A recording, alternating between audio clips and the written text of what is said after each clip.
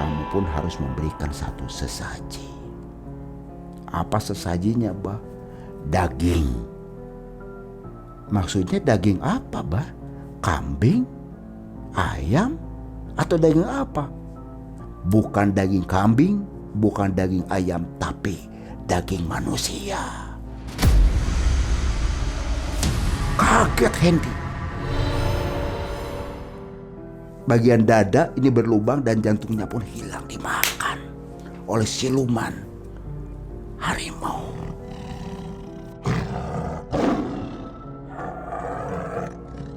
Tumbal pertama. Seiring perjalanan, Hendy pun luar biasa usahanya. Bismillahirrahmanirrahim. Astagfirullahaladzim.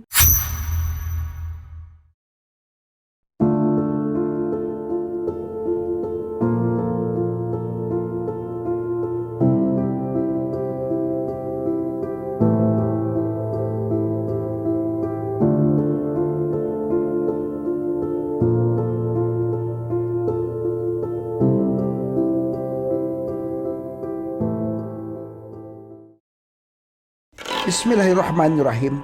Assalamualaikum warahmatullahi wabarakatuh. Sobat mengulas malam dimanapun berada, baik yang ada di alam nyata maupun di alam gaib, semoga kita semua selalu ada dalam lindungan Allah Subhanahu wa ta'ala. Kemana arah angin membawa Abah? Dari wilayah Jawa Barat ke wilayah Jawa Tengah. Abah berada di seputar wilayah Wonogiri. Tidak sengaja di saat Abah lagi memasuki satu warung minum kopi, disitulah secara tidak sengaja Abah ketemu dengan sosok orang yang sudah sepuh. Dia kebetulan adalah pemilik warung kopi tersebut, yaitu Bah Sunaryo. Abah Sunaryo menceritakan kepada Abah Agus perihal cucunya, yaitu si Hendy. Ada apakah dengan Hendy? Jangan pernah di skip tayangan video ini supaya tidak gagal paham. Bila mana dari sobat mengulas malam punya satu kisah mistis, silahkan dikirim ke alamat email kami. Insya Allah nanti Abah Agus akan ceritakan. Abah Sunaryo ini menceritakan langsung kepada Abah Agus di saat di warung miliknya dia di wilayah Wonogiri.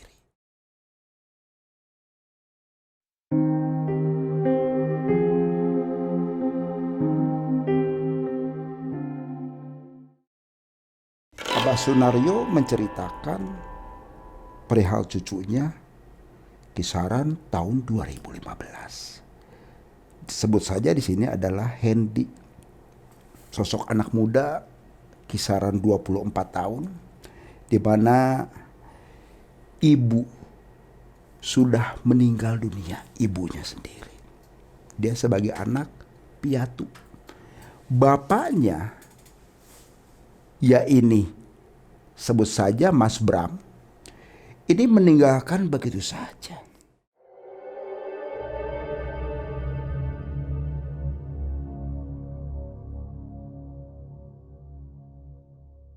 Karena keadaan ekonomi kakeknya itu Bah Sunaryo, Hendy pun pendidikannya terbatas, tidak tamat SD. Tapi karena dia keinginan untuk bisa hidup mandiri, membantu kakeknya yang mengurusin dari mulai kecil, dia ikut jualan. Awal sih bantu-bantu ke tetangganya sampai dia pun ikut jualan, ya ini soto receh. Mungkin aneh kedengarannya buat kita semua, soto receh. Ternyata soto receh ini adalah soto khas di wilayah Wonogiri, jadi soto ayam. Cuma nilai jualnya itu Rp5.000, murah meriah. Namanya usaha di daerah pinggiran, tentunya tidak sesuai apa yang diharapkan oleh Hendy sendiri. Usaha dari mulai pagi, pulang sore, kalau masih banyak kadang sampai malam. Tidak seberapa uang yang didapatkan. Bahkan pernah satu saat dia tidak melayani pembeli satupun. Tidak melayani pembeli satupun. Sampai dia pun termenung. Dia duduk di salah satu pohon besar. Pohon beringin. Mbah Naryo nyampaikan ke Abah. Dia terduduk terdiam sambil memegang keningnya. Di dalam hatinya dia menggerutu. Ya Allah, kok usaha saya begini-begini amat, sepi-sepi banget. Kapan saya bisa berubah nasib saya seperti ini? Seperti itu. Apa yang disampaikan oleh Hendy di dalam hati dan pikirannya. Nggak tahu sumbernya dari mana, tiba-tiba ada seseorang yang datang. Dia memperkenalkan diri, dia adalah namanya Ki Surya. Ki Surya langsung menyapa Hendy. Mas, jenengan lagi apa? Mas, kamu lagi apa? Oh, kulo niki mbah lagi nyiup bah. Nyun sewu niki usaha kulo niki aduh sepi mawon. Saya ini lagi beristirahat bah. Usaha saya sepi banget. Ki Surya pun menyampaikan, sampeyan kalau mau ikut saya, nanti saya akan wariskan sesuatu kepada sampeyan. Wariskan apa mbah? Balik Hendy ke Ki Surya. Karena saya merasa iba, saya akan berikan sesuatu. Penglaris mustika kantong macan. Hendy pun terkejut. Pernah mendengar bahasa mustika kantong macan. Konon katanya, bila mana seseorang memiliki mustika kantong macan, usahanya pun akan laris, akan mendatangkan uang yang besar, wibawa, dan juga akan menarik masyarakat ataupun pelanggan-pelanggan. Itu yang ada di pikiran si Hendy. Nggak lama kemudian Hendy pun menjawab, aduh mbah, maaf mbah, saya bukannya menolak, tapi matur kesuwun banget. Panjenengan sudah katakanlah memberikan suatu perhatian kepada saya. Nyun sewu, amit, nyun sewu saya nggak terima mbah. Ki Surya pun hanya tersenyum. Boten napa-napa. Tidak apa-apa. Insya Allah nanti jenengan pasti akan membutuhkan namanya mustika kantong macan. Nggak usah jauh-jauh. Insya Allah nanti kula niki sing bakal ngasih kepada kamu sendiri, Ki Surya. Nggak lama kemudian Ki Surya pun pergi begitu saja, diperhatikan oleh Hendy. Ternyata ya Ki Surya adalah manusia biasa. Karena jalannya pun napak. Dikirain teh hantu ataupun setan dari mana, enggak ternyata. Waktu berjalan terus, Hendy pun karena waktu sudah menjelang Isya dia pun pulang. Dagangannya masih banyak banget. Tapi dia tidak putus asa. Terus berusaha. Suatu ketika pas lagi jualan, dia tuh ketemu dengan seseorang. Sebut saja ya ini Mbak Maya. Ternyata Mbak Maya ini adalah kembang desanya di tempat tinggalnya si Hendy dulunya. Karena Mbak Maya sendiri ini ikut orang tuanya, yaitu Ibu Lina atau Tante Lina. Ikut Tante Lina. Jadi sempat dibawa pergi. Ternyata Maya itu ada rasa ketertarikan kepada Hendy dari dulu waktu masih di desanya. Tapi karena orang tua Maya yaitu Ibu Lina, dia so arogan, merasa sebagai orang kaya. super jet segala sesuatunya, merendahkan kepada Hendy dan juga abahnya yaitu Mbah Sunaryo, direndahkan banget. Maya ketemu dengan Hendy, Hendy pun merasa kaget. Perjalanan Maya menyampaikan, "Mas, pripun sehat?" Hendy dengan halus, "Alhamdulillah, saya sehat. Jualannya gimana?" Kata Maya ke Hendy, "Ya masih begini-begini aja, Mas." Di saat lagi ngobrol asik berduaan, entah dari mana sumbernya, ada orang yang memfitnah Hendy dan Maya. Disangkanya dia melakukan sesuatu, dalam tanda kutip melakukan perzinahan. Melakukan perzinahan. Ada aja orang, sobat. Ada aja orang yang iri dengki. Sampai si seseorang tersebut memanggil rekan-rekan lainnya dan digerebek Hendy dan Maya yang sedang asik ngobrol berduaan itu. Kebetulan sih lagi di pos dia, karena waktu pun ini sudah menjelang ke Isya, ke arah situ. Digerebek, disangka aja dia melakukan hal yang tidak senonoh, dibawa ke salah satu kepala desa di situ.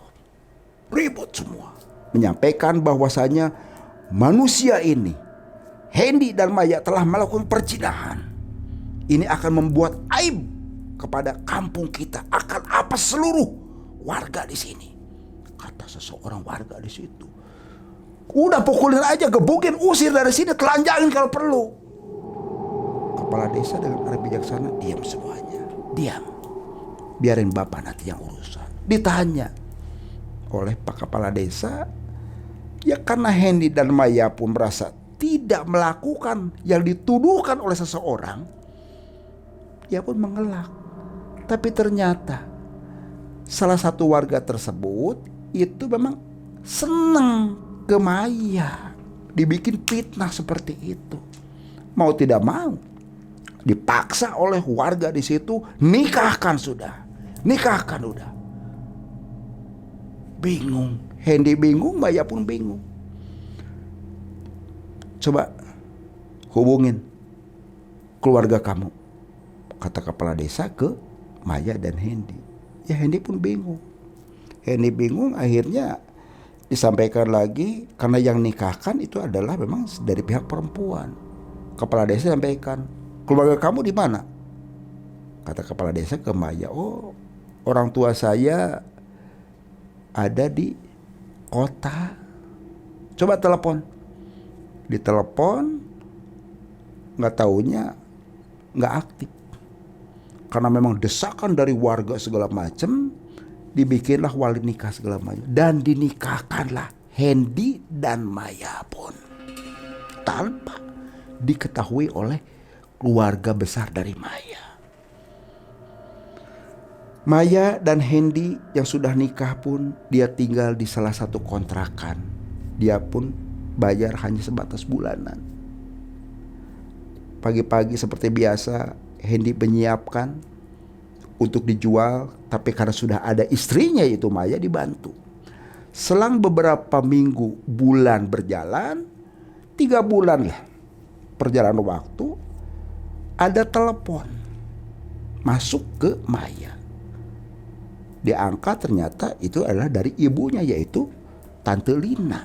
Orang menyebutnya Tante Lina karena itu tadi, rambutnya pun sebahu, diwarna-warnain kayak orang bule, kalung, gelangnya pun jet set pokoknya mah. Istimewa perawatannya. Ditelepon bahwasanya dia harus pulang ke kota. Ada penting katanya kan. Waduh mah, gimana mah? Maya nggak bisa pulang. Enggak, pokoknya kamu harus pulang. Harus pulang. Ada sesuatu yang harus mama sampaikan. Belum selesai pembicaraan langsung telepon pun ditutup oleh ibunya. Nyampaikanlah Maya, "Mas, ini ibu tadi telepon, saya harus pulang." Gak lama kemudian, "Ya sudah, kamu pulang aja. Ya kan kita sudah nikah sebagai suami istri. Ya udah, kita barengan aja nanti." ke rumah orang tua kamu sendiri. Keesokan harinya Maya dan Hendy pun berangkat ke kota di wilayah Jawa Tengah. Ketemu dengan orang tuanya, yaitu Tante Maya dan Om Bram.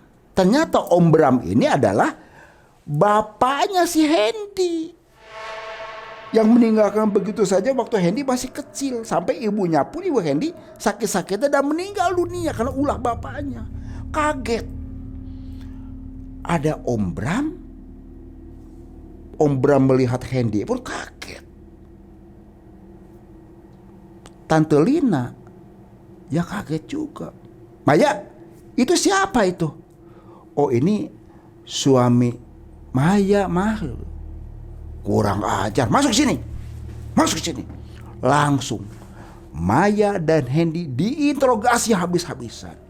Dicaci maki oleh namanya Tante Lina. Hei, orang kere, orang miskin, bau, sudah dekil segala macam, pergi kalau dari sini.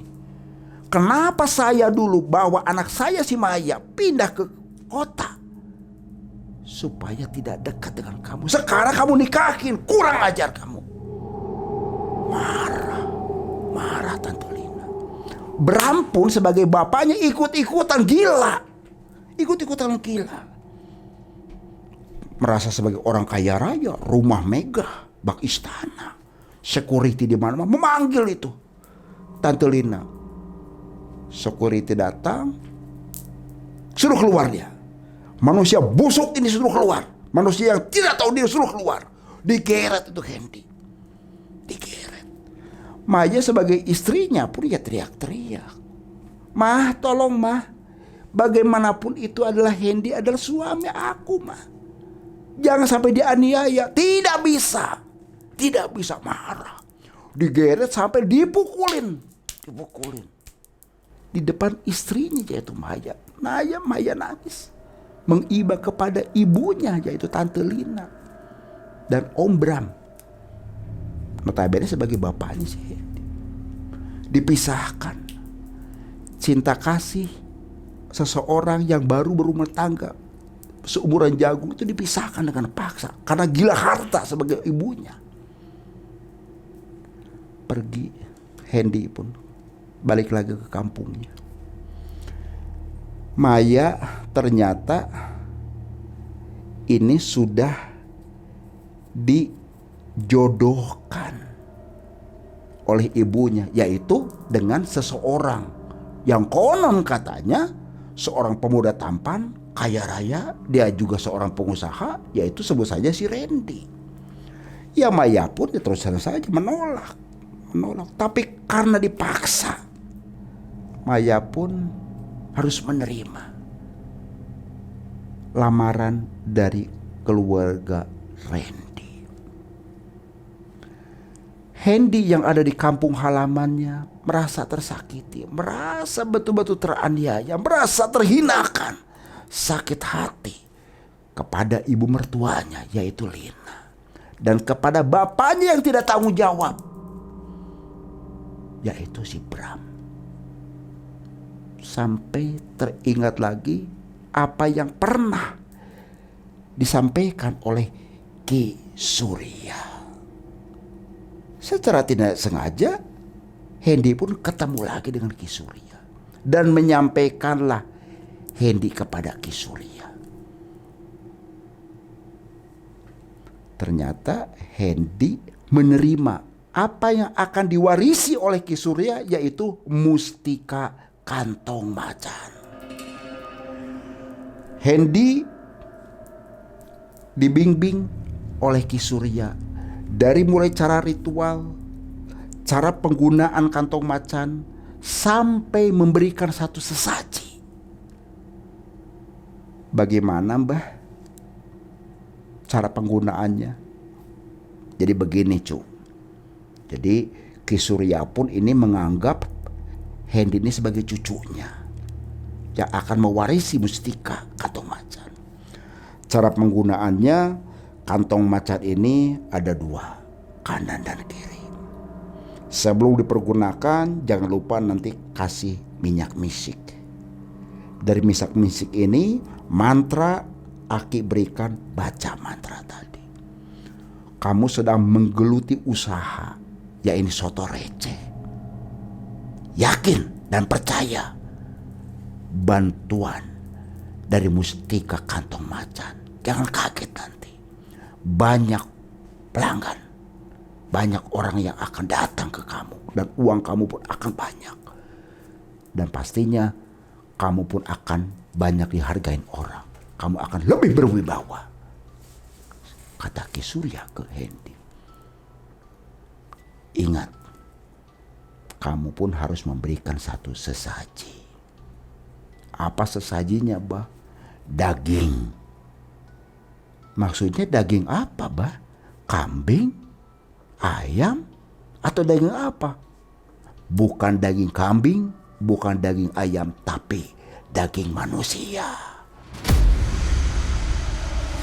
Kaget Hendy. Begitu dijelaskan bahwasanya sesajinya adalah daging manusia. Bah, saya kan bukan keturunan Sumanto, Bah, kata Hendy. Ki Surya dengan tertawa.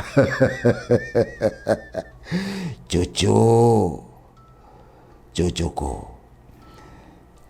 1 tahun sekali bagaimanapun juga kamu harus menyiapkan sesaji berupa seorang manusia, daging manusia, jadi sebagai tumbal. Baca mantra dan jangan lupa kantong macan dikasih misik. Apa yang menjadi keinginan kamu? Tinggal nyebut saja sosok makhluk penguasa yang ada di kantong macan ini sendiri yang akan membantu kamu sendiri. Karena memang desakan, kebutuhan Hendy didasari rasa sakit hati, teraniaya, difitnah oleh tetangga, mertuanya yang biadab, yang mengusir dan memisahkan rasa kasih cinta antara Hendy dan istrinya Maya. Dendam, diambil, diterima warisan dari Ki Surya, yaitu berupa Mustika Kantong Macan. Ternyata apa sobat? Setelah menggunakan Mustika Kantong Macan, 1 minggu kemudian perubahannya dahsyat sekali, luar biasa. Omset jualan soto receh sehari itu paling cuma 100.000. Jarang ada yang beli. 5.000 perak kok 1 mangkok. Begitu punya kantong macan, dari 150.000 sampai 1,5 juta omsetnya. Senang banget tentunya. Senang banget. Modal tidak seberapa. 500.000 buat modal, 1 jutanya disimpan. Terus disimpan. Mulai dari situ ada perubahan-perubahan. Peningkatan di bidang sosialnya, tatanan ekonomi Hendy pun mulai bangkit di situ. Sampai Hendy pun teringat kepada istrinya. Sampai teringat. Karena dia merasa sudah cukup, dalam artian perubahan secara tatanan ekonomi menurut Hendy sudah cukup. Dia sudah bisa beli motor. Dia berangkat ke kota. Dia berangkat. Ternyata apa sobat? Maya sudah dinikah oleh Randy. Ya otomatis Hendy pun ya tidak terima. Tidak terima. Sakit hati bertambah lagi. Hendy nyampaikan kepada Maya, kamu adalah istri saya. Kamu belum saya ceraikan. Tapi kenapa kamu sendiri kok dengan tega telah mengkhianati rasa cinta? Cinta yang tulus, yang suci dari dalam kolbu saya. Kata Hendy kepada Maya. Mas, maafin saya, Mas. Maafin saya. Saya dipaksa, betul-betul dipaksa. Tidak. Saya tidak akan menerima segala alasan kamu sendiri. Ingat akibatnya nanti. Maya nangis, Hendy dengan penuh rasa kecewa pulang ke rumahnya lagi. Pulang ke rumahnya. Nyampe malam di sana, apa yang pernah disampaikan oleh Ki Surya bahwa penggunaan kantong macan ini bisa dipergunakan apa saja. Sampai Hendy pun ini mengundang satu sosok penguasa yang ada di kantong macan. Begitu dibacakan mantra dan setelah diberikan misi segala macam, hadir harimau yang besar. Sorot matanya kebiruan dengan taring atas dan bawahnya. Gak lama kemudian sosok harimau besar tersebut berubah menjadi sosok kakek tua. Ada apa nak? Kamu mengundang saya di sini. Menyampaikanlah Hendy bahwasanya saya tersakiti oleh istri saya si Maya. Sakiti dia. Ternyata sosok harimau yang ada di kantong macan pun ini berubah menjadi satu batu. Gak lama kemudian, namanya goib, tidak bisa diprediksi dan tidak masuk logika. Itu ternyata masuk ke perutnya si Maya. Maya pun mengadu kesakitan. Sampai Maya pun ini sulit disentuh oleh suaminya. Begitu suaminya mendekat, itu sudah pasti rasa gatal suaminya tuh. Ngedadak gatal. Padahal sudah mandi, sudah bersih. Gatal-gatal terus. Belum pernah disentuh. Seiring perjalanan, Hendy pun usahanya semakin lama semakin meningkat. Yang tadinya dia hanya pakai gerobak dorong, dia bisa beli kios kecil-kecilan. Rumah yang tadinya kontrak bulanan, dia pun lepas dari situ. Dia bisa membangun satu rumah yang lumayan lah. Sampai yang tadinya motor dia bisa sampai beli mobil. Berapa sebetulnya omsetnya setelah mendapatkan kantong macan? 1 bulan bisa mencapai 100 juta. Hanya jualan soto receh. Dari penjualan itu lo ditabung-tabung sampai bisa bangun rumah segala macam. Luar biasa. Karena Hendy pun sudah merasa katakanlah cukup. Rumah sudah mewah. Usaha pun sedang berjalan. Mobil punya segala macam. Penasaran. Mulai seseorang ada rasa sakit hati yang pernah disakiti oleh seseorang, yaitu si Tante Lina. Dia pun mendatangi lagi. Pingin tetap mengambil namanya si Maya. Tapi ditolak mentah-mentah. Bawa mobil itu disangkanya mobil rental. Dicaci maki. Sampai Hendy balik, apa yang terjadi sobat? Karena dendamnya seseorang, merasa terhina, terinjak segala macam. Tante itu dia dijadikan tumbal pertama oleh Hendy. Tante meninggal dunia dengan kondisi yang sangat mengenaskan. Tepat Kamis malam Jumat. Tante dengan Om Bram yang sedang tidur. Om Bram sendiri tidak menyadari bahwa istrinya ini sedang kesakitan.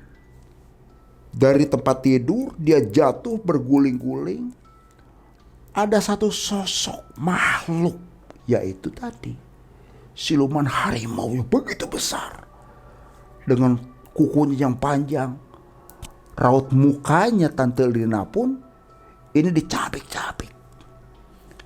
Lehernya ini menganga bekas gigitan taring dari macan tersebut. Dan yang paling aneh ternyata jantungnya Tante Lina bagian dada ini berlubang dan jantungnya pun hilang dimakan oleh siluman harimau.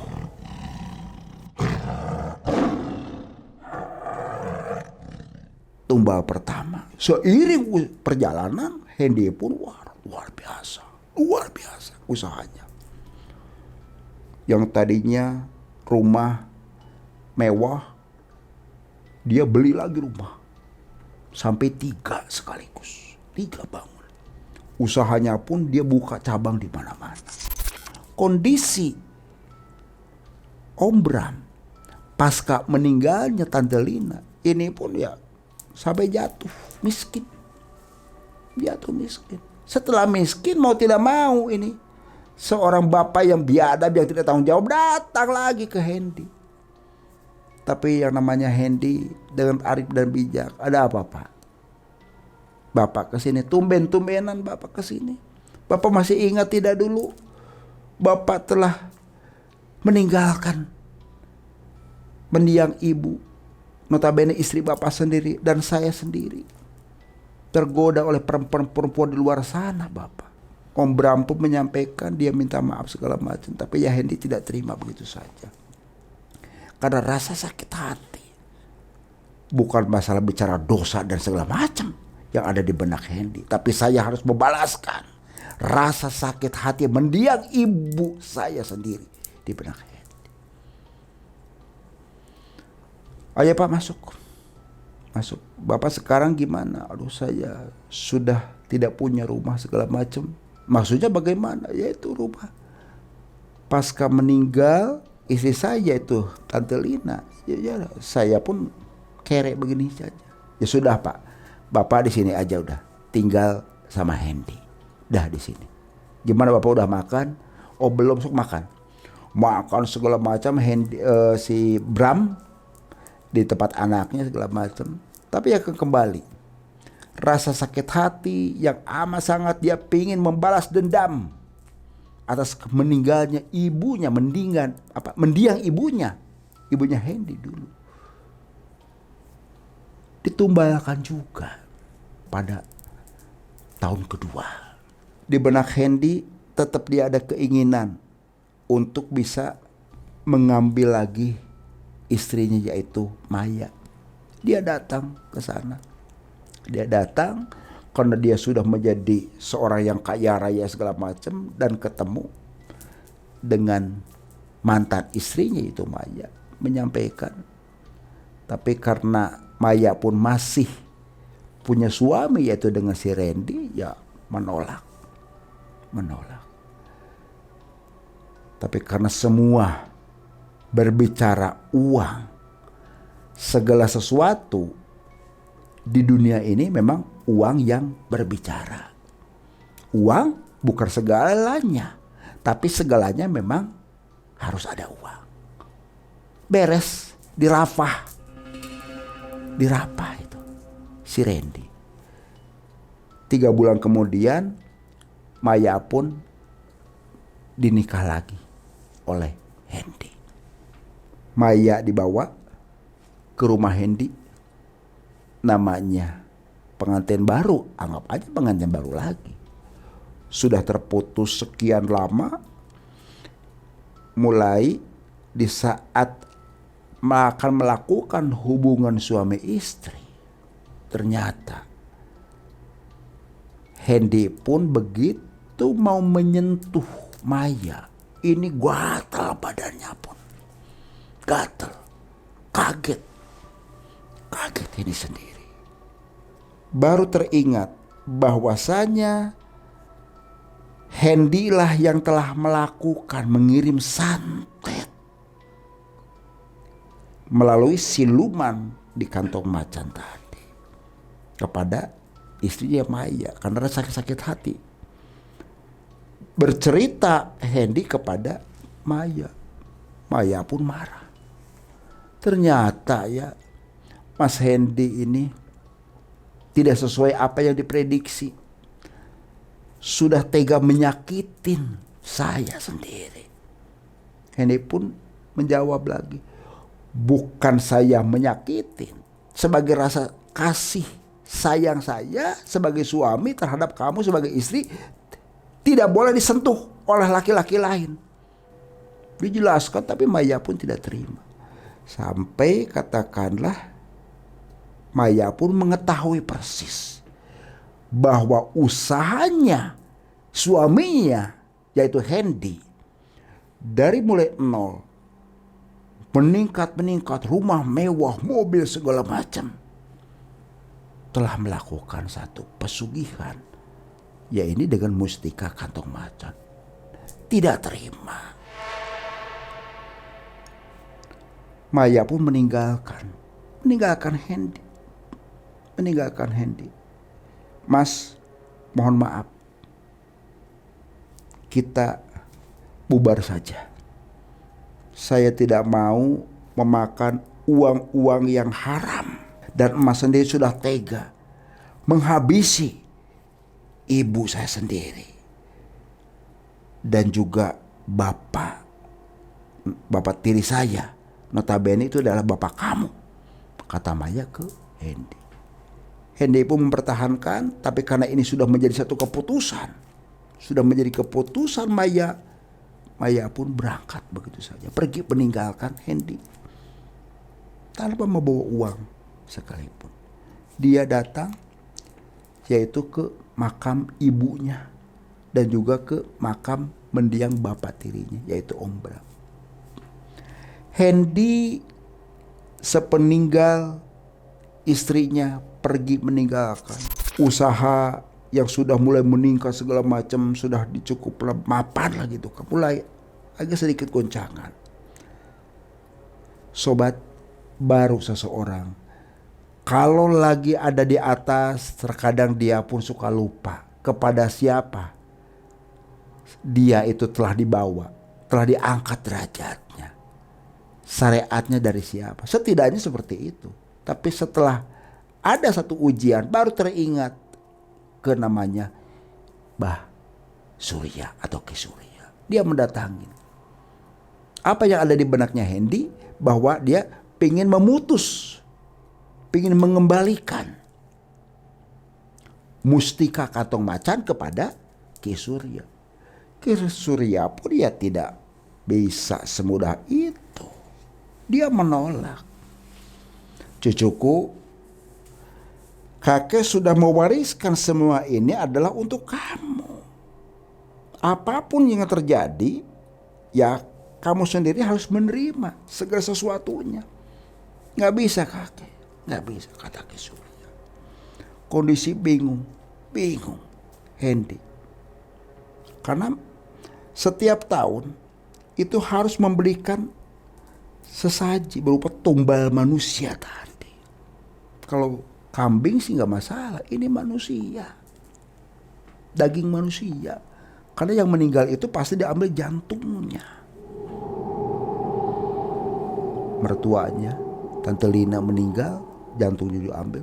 Termasuk bapaknya Hendy, si Om Bram juga, jantungnya diambil, dimakan oleh siluman harimau tadi. Kondisi bingung segala macam, terus mencari solusi dia. Ketemulah dia dengan seseorang tetangganya. Sebut saja di sini Johnny. Orangnya sih bukan kayak ngoboy lah orangnya tuh, ngoboy. Pakai jin juga berlubang-lubang segala macam. Ini juga pakai anting segala macam. Rambutnya pun gondrong. Kalau casingnya seperti orang-orang yang katakanlah ya pangrok kayak gitu. Ilmunya ternyata luar biasa. Hendy disuruh mandi oleh Johnny tadi. Mandi, bersihkan lahir dan batin kamu. Setelah selesai mandi, barulah Johnny ini membacakan ayat-ayat suci Al-Quran. Dilakukan ruqyah oleh Johnny tadi. Reaksinya di saat proses ruqyah, Hendy menjerit kesakitan dan berteriak. Nggak lama kemudian satu sosok siluman hadir persis di sampingnya Hendy. Siluman itu akan menerkam kepada Joni. Dengan serta-merta Joni pun membaca rapalan-rapalan ayat suci Al-Quran.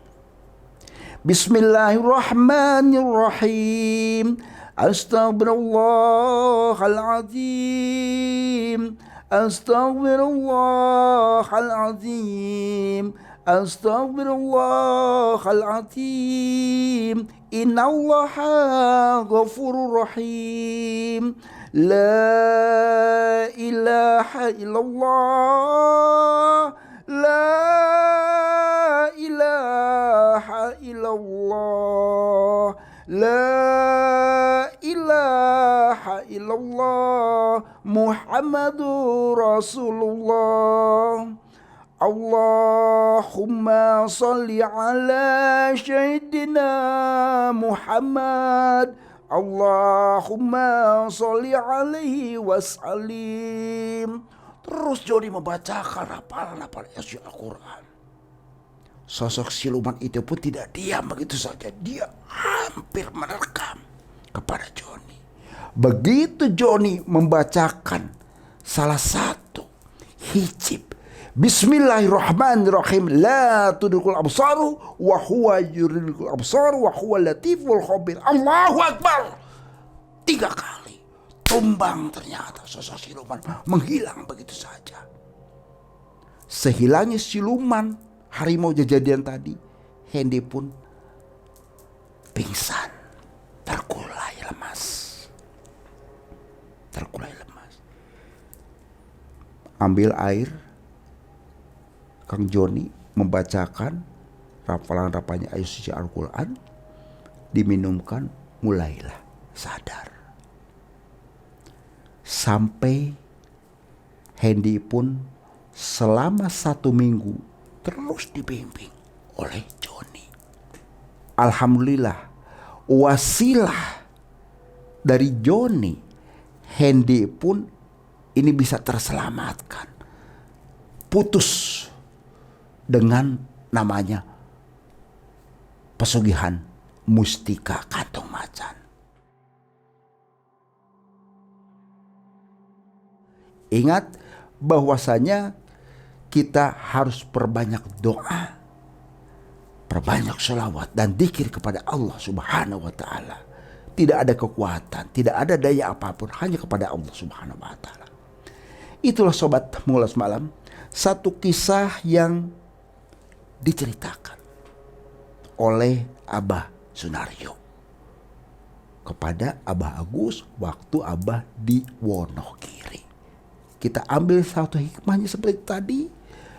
Mari kita sama-sama berdoa kepada Allah Subhanahu wa ta'ala, semoga usaha kita semua, khususnya sobat-sobat Molas Malam, diparingi sehat lahir dan batin. Usahanya pun, usaha apapun, semoga Allah akan berikan satu kemudahan. Yang sedang sakit dari sobat Molas Malam, semoga Allah angkat penyakitnya dan Allah turunkan satu kesembuhan. Mohon maaf bila mana ada kehilapan ataupun kekurangan dalam menceritakan satu kisah yang dibagikan oleh Abah Sunaryo. Ingat sobat, jangan pernah takut jin dalam bentuk apapun. Geprek dan keimanan dan ketakwaan kita kepada Allah Subhanahu wa ta'ala. Ingat sobat, kamu tidak sendirian. Wassalamualaikum warahmatullahi wabarakatuh.